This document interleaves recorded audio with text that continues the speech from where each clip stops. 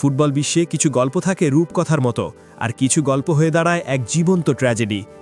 আজ আমরা এমন একজন জাদুকরের গল্প বলবো, যার পায়ে একসময় ফুটবল কথা বলতো, যার দূরপাল্লার শটগুলো গ্যালারিতে উন্মাদনা ছড়াতো। কিন্তু আজ ৩৩ বছর বয়সে এসে তিনি একা। পৃথিবীর কোনো পত্রিকার হেডলাইনেই তার নাম নেই। বলতে গেলে নাম করা কোনো ক্লাবই এখন তার ব্যাপারে আর আগ্রহী নয়, এবং মানসিকভাবে বিপর্যস্ত একজন প্রাক্তন সুপারস্টার। তিনি ফিলিপে কুতিনহো, অ্যানফিল্ডের সেই লিটল ম্যাজিশিয়ান, যিনি নিজের হাতে নিজের রাজত্ব হারালেন। সোজা বাংলায় বলতে গেলে নিজের পায়ে নিজেই কুড়াল মেরেছেন। কুতিনহোর কাহিনী আপনাকে নাড়া দেয় না? আপনিও কি অবাক হচ্ছেন না কিভাবে পতন হলো ব্রাজিলের এই নক্ষত্রের? অ্যানফিল্ডের সেই সোনালি দিনগুলো কুতিনহো ভক্তরা আজীবন মনে রাখবে। গল্পের শুরুটা ব্রাজিলের রিও ডি জেনিরোতে ভাস্কো দা গামা ক্লাবে। 18 বছর বয়সে ইন্টার মিলানে পাড়ি জমিয়েও ঠিক থিতু হতে পারছিলেন না কুতিনহো। কিন্তু 2013 সালের জানুয়ারিতে যখন লিভারপুলে আসলেন, ফুটবল বিশ্ব এক নতুন তারকার জন্ম দেখল। কুতিনহো মানেই ছিল ড্রিবলিংয়ের জাদু, মাঝমাঠ থেকে নিখুঁত পাস আর বাম পাশ থেকে সেই ট্রেডমার্ক কার্লিং শট। 2015 এবং 2016 সালে টানা দুবার লিভারপুলের সেরা খেলোয়াড় হয়ে তিনি বুঝিয়ে দিয়েছিলেন মেসি রোনাল্ডোর ঠিক পরের সারিতেই তার অবস্থান। ক্লপের সেই ভবিষ্যৎবাণী ও বার্সেলোনা ট্র্যাজেডি। 2017 সাল, কুতিনহোর মাথায় তখন বার্সেলোনার ভূত চেপেছে। বার্সেলোনা এমনই এক জাদুকরী ক্লাব, যার ডাক এলে শুনবে না এমন ফুটবলার এই পৃথিবীতে নেই। কুতিনহো বার্সার সেই মোহ এড়াতে পেরেছিলেন? না, পারেননি। কিন্তু লিভারপুল বস ইউর্গেন ক্লপ তাকে জড়িয়ে ধরে এক ঐতিহাসিক সতর্কবার্তা দিয়েছিলেন। ক্লপ বলেছিলেন, তুমি যদি এখানে থাকো তবে তোমার সম্মানে তারা একদিন ক্লাবের সামনে মূর্তি অর্থাৎ তোমার স্ট্যাচু বানাবে। আর যদি বার্সেলোনা বা বায়ার্নে যাও তবে তুমি সেখানে আর 10টা সাধারণ খেলোয়াড়ের মতোই একজন হয়ে থাকবে। এখানে তুমি তার চেয়েও বড় কিছু হতে পারবে। কিন্তু কুতিনহো সেই সাবধানবাণী শোনেননি।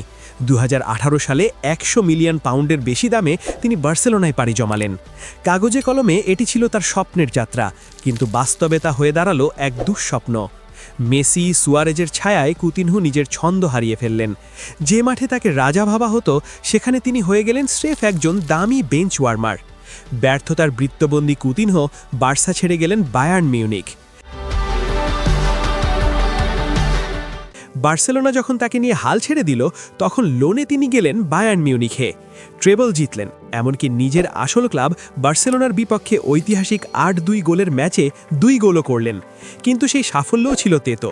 তিনি সেখানে দলের মূল নায়ক ছিলেন না, ছিলেন স্রেফ একজন ব্যাকআপ খেলোয়াড়। বায়ার্নও তাকে স্থায়ীভাবে রাখল না। এক মহাতারকার পতন ও মানসিক অবসাদে ভেঙে চুরে গেলেন কুতিনহো। এরপর ইনজুরি আর ফর্মহীনতা তাকে তাড়া করে বেড়ালো। অ্যাস্টন ভিলায় স্টিভেন জেরার্ডের অধীনে ফেরার একটা চেষ্টা করেছিলেন, কিন্তু সেই পুরানো কুতিনহোকে আর পাওয়া যায়নি। এরপর মধ্যপ্রাচ্যের কাতার ঘুরে অবশেষে 2024 সালে ফিরলেন নিজের শৈশবের ক্লাব ভাস্কো দা গামাতে। সবাই ভেবেছিল ঘরের ছেলে ঘরে ফিরে শান্তি পাবে, কিন্তু সেখানেও পেলেন দুয়ো আর সমালোচনা। 2026 সালের শুরুর দিকে এসে কুতিনহো আর পারলেন না। চুক্তির মেয়াদ থাকা সত্ত্বেও ক্লাব ছেড়ে দিলেন। ইনস্টাগ্রামে এক আবেগঘন বার্তায় তিনি জানালেন তিনি মানসিকভাবে অত্যন্ত ক্লান্ত এবং নিঃশেষ হয়ে গেছেন। নিজের মানসিক স্বাস্থ্য রক্ষার জন্য তিনি ফুটবল থেকে বিরতি নিলেন।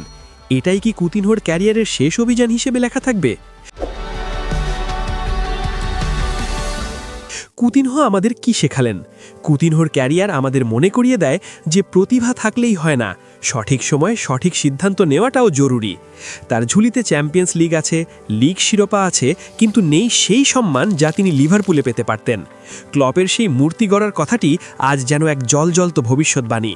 কুতিনহো হয়তো ফিরে আসবেন, হয়তো আরও কয়েক বছর খেলবেন, হয়তো MLS বা মধ্যপ্রাচ্যে, কিন্তু ইতিহাসের পাতায় তিনি থেকে যাবেন এমন একজন খেলোয়াড় হিসেবে যিনি পাহাড়ের চূড়ায় দাঁড়িয়েও ভুল পথে হাঁটা শুরু করেছিলেন। আপনি কি মনে করেন, কুতিনহো কি ভুল সিদ্ধান্ত নিয়েছিলেন, নাকি ভাগ্যটাই তার সাথে বেইমানি করেছিল? জানাতে পারেন কমেন্ট বক্সে।